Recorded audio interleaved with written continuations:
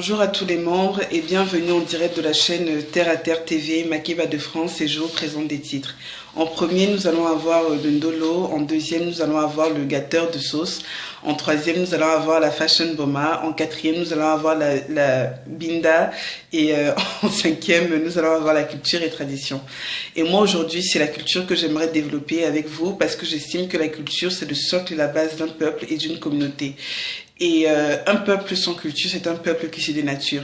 Et j'ai l'impression, ma foi, que nous sommes en train de nous dénaturer parce que beaucoup de frères et sœurs se perdent avec ces mots qui sont constamment rabâchés dans les médias, tels que mondialisation, démocratie, nouvel ordre mondial, ou même encore le dernier en date, afro-européen.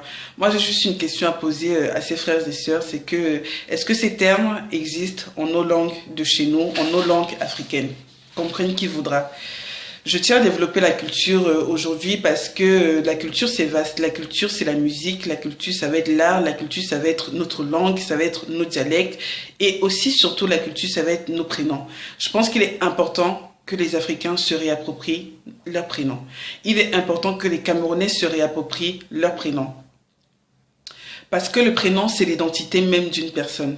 Parce que le prénom, ça fait aussi partie de la culture. Et que la culture, c'est l'essence même d'une personne.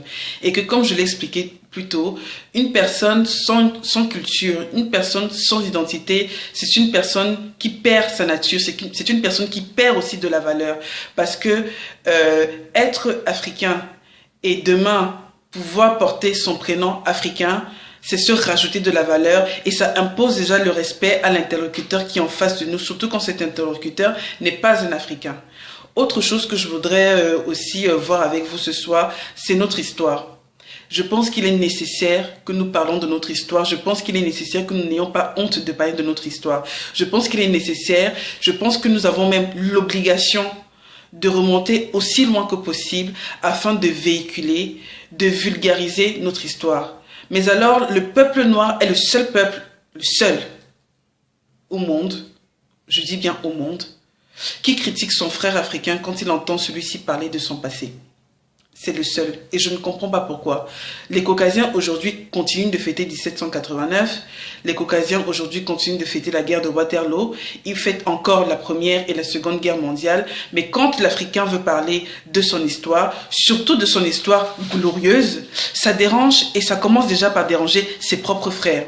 C'est pour dire à quel point les choses sont allées très très loin dans nos cerveaux et que le travail qui a été fait contre nous continue de fonctionner. Donc j'espère vraiment que cet éveil a un effet sur un maximum de personnes parce que cet éveil et cette renaissance africaine existe bien, même si beaucoup n'y croient pas, mais c'est pas un problème puisque le plus important c'est que la majorité y croit et on fera avec le reste. C'est pas un problème. Donc moi je reviens sur les prénoms et sur l'histoire. Pour moi, ces deux choses importantes font partie de notre culture, sont le socle et la base pour construire un Afrique meilleur et puis surtout pour redorer notre blason en tant que communauté. Et on ne se rend pas compte qu'à force de donner des prénoms africains, à force de s'instruire sur notre histoire, surtout les histoires où l'Africain a fait quelque chose, où on découvre le génie africain, ça va nous permettre de mieux nous comprendre et de mieux nous apprécier à notre juste valeur.